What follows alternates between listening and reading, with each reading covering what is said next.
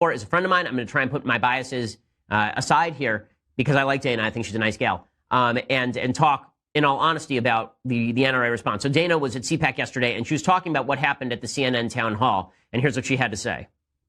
You heard that town hall last night. They cheered the confiscation of firearms, and it was over 5,000 people. I had to have a security detail to get out.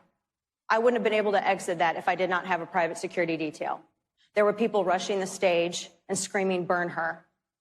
And I came there to talk solutions, and I still am going to continue that conversation on solutions, as the NRA has been doing for before I was alive. Okay, so that story is confirmed by the fact that you can actually hear in the audio, we played it yesterday, people shouting out at her that she's a murderer while she's on stage. And Jake Tapper, nobody at CNN, stops it and says, guys, calm down, we're trying to have a discussion here. Instead, it just continues, and Jake has said online, well, I didn't want to tell people what they could feel.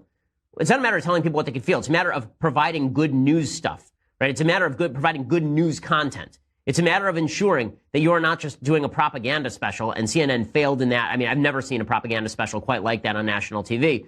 Now, Dana, in response to this, said something that I think is not true and I don't think is useful or good. She said that many people in the media love mass shootings. Now, maybe what she meant by this is that there are people in the ratings bureau who look at the ratings and they say, look at our ratings today. They're really great. But if what you meant by this is that people in the media are fine with mass shootings or want to or are happy about mass shootings, then that, of course, is not true. She should have been a lot more specific in her language here. She said at CPAC yesterday, a lot of folks in the media love mass shootings. Now, I will say again, I think there are people in the media who use mass shootings as a lever for their favorite politics.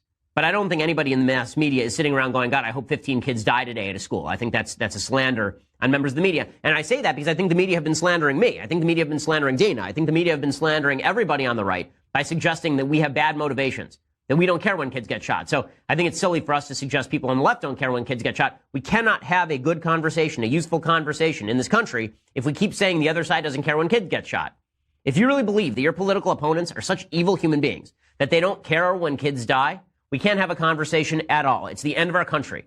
There will be a civil war. If you actually believe the person who lives next door to you doesn't care if your child dies in a bloody hail of bullets, then you're going to be much more likely to pick up a gun and go after that guy. So just put it that way. Here is Dana saying this yesterday at CPAC. Now I'm going to say something that some people are going to say is controversial. So I'll say it really slowly so all the people on the platform in the back can hear me loud and clear. Many in legacy media love mass shootings. You guys love it. Now, I'm not saying that you love the tragedy, but I am saying that you love the ratings. Crying white mothers are ratings gold to you and many in the legacy media in the back. Okay, but the suggestion here is that they care more about their ratings than they do about the dead kids. I don't think that's right. I don't think that's right. Listen, I think they care too much about their ratings. I ripped them from the stage yesterday suggesting that they should put their morality ahead of their ratings and stop showing the names and faces of the shooters. But I wouldn't suggest that they actually like the shootings, that they actually want the shootings to happen. Like that I don't think is appropriate. Wayne LaPierre from the NRA did this too. Again, I think this doesn't actually serve the NRA's interest. What the NRA should be doing right now is saying, listen, we want to stop this stuff as much as you do, and it's insulting and disgusting when you suggest that we don't. But to reverse the charge and suggest that people in the media actually like the mass shootings, it's too much. Wayne LaPierre did the same thing yesterday. Again, I don't think this is the smart move. The elites don't care not one whit about America's school system and school children. If they truly cared, what they would do is they would protect them. For them, it's not a safety issue. It's a political issue.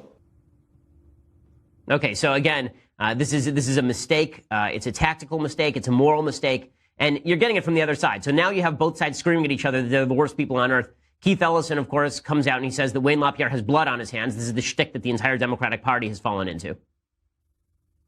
He doesn't want to talk about the fact that since the assault weapons ban lapsed in 2004, we've seen a 239% increase in gun-related deaths. He doesn't want to talk about the blood that is spilled all over his hands because of the lax policies that he's pushing.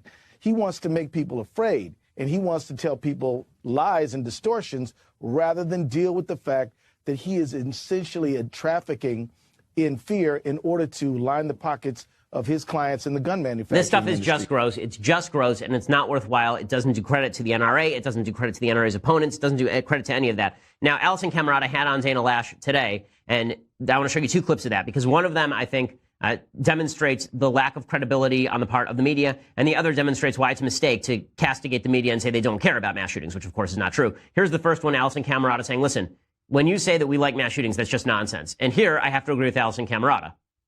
You Allison, think we because there are love many, not mass all. shootings? Well, I said many. I said many, not all. But I do think that the way that loves the mass network, shootings? and I do think that many in the media do, because they like the ratings aspect of it. No. And that's true, because it's wall-to-wall coverage. They put the murderer's face up on loop, on televisions all across America, more than they discuss even the victims or survivors. Hey, listen. That individual's name has been mentioned and is still mentioned on your network. Dana, it's just malicious, actually, that you would say that. I don't know anybody in the media who likes mass shootings. You're wrong on every single level. So this is why Dana shouldn't have said what she said about the media. Now, Dana says, but you say that about me, right? You guys say that I'm a murderer. You guys yell at me. You say burn her. You say that I'm responsible for these mass shootings. And now Alison Camerata, the shoe's on the other foot, and Alison Camerata can't even acknowledge that this is exactly what the media have been doing, which they have, right? So here is Dana being in the right and Camerata being in the wrong. This is 19, yeah. But you're saying that it's malicious, but yet on your network, you've allowed accusations against me and millions of law-abiding Americans and to be indicted as child murderers. I've watched you, Allison, We've on never your said program that, Dana. at this very time slot. We've and you've never allowed said that you were to a stand child uncorrected murderer. on your Listen, network. you You've allowed use it to all stand of this uncorrected heated on your language. network. That's If you want not to have true, a discussion Dana. of maliciousness. It's not true. But I don't want to allow the don't believe accusations you. to stand. I don't You've done believe nothing you, to correct and it. I don't You've believe done you. nothing. And making it even easier for these horrifying people to get guns. Because if you can't get elected without taking money from child murderers, why are you running? Hey, guys, are you going to be able to go back to school? And right, we played that clip on the show the other day. So here's Alison Camerata saying, no one's called you a murderer. That kid called her a murderer right on Alison Camerata's show, and Alison Camerata sat by and did nothing. So that is not, so again, dishonesty, and more dishonesty from the media. That doesn't mean that people on the right should fall into the trap of accusing their political opponents of being bad human beings, except insofar as the people on the left accuse us of not caring about dead kids. Okay, by the way, another piece of breaking news. This is just, how many red flags do you have to miss here? And then standing outside, 4 deputies. I mean, it's heartbreaking. It's heartbreaking. Somebody should go to jail for this. They really should. This is a call, according to the New York Times, a transcript excerpt from Adam Goldman of the New York Times of an FBI tipster warning the Parkland shooter in January. Quote, okay, I just figured I was talking to the operator and she transferred me. I'm like, I said to her, I don't know how to go about this, but on the Instagram account I wouldn't say he's crazy by blood, but I would consider him bleep. He's only 18. He's got the mental capacity of a 12 to 14-year-old. His mother just passed away on the 1st of November. He's got Instagram accounts. He started off saying he wanted to kill himself. So what I did was I called the Parkland, which is where he lived, Parkland Police Department. I spoke to an officer. I didn't hear anything. I left a message. I gave him all the information I had. And then just recently, now he has switched it. He wants to kill people. And then he put that on his Instagram. And about 2 days later, he took it off. If you go onto his Instagram pages, you'll see all the guns. He's very into ISIS. I'm afraid this is something that's going to happen because he doesn't have mental capacity. He can't. He's so outraged if someone talks to him about certain things. And he had pulled a rifle on his mother before. She'd passed away because she wanted to get money. And another problem is that he's 18 and his mother's life insurance policy is coming in. He's going to receive 25 grand from that, and then 21, 24, up to 30 he's receiving 25 grand every year after that. He went out, he took money out of his mother's account. I don't know how he got the debit card, but he did. He took the money and then the Social Security money out, and he bought all these rifles and ammo. He posted pictures of them on the Instagram. This is a transcript of a call to the FBI. Transcript of a call to the FBI. He never graduated high school. He's thrown out of all these schools because he would pick up a chair and just throw it at somebody, a teacher or a student, because he didn't like the way they were talking to him. I just think about, getting into a school and just shooting the place up. Direct transcript to the FBI. Nobody did a damn thing. And you're going to tell me I'm supposed to give up my gun to these clowns? To these jokers? I'm supposed to give up my ability to defend myself to these morons? You've got to be freaking kidding me. Never going to happen. Not going to happen. All right, well, when we come back, I have a couple more things to say on this. We'll do some things I like, things I hate. We'll do the... We will make America great again.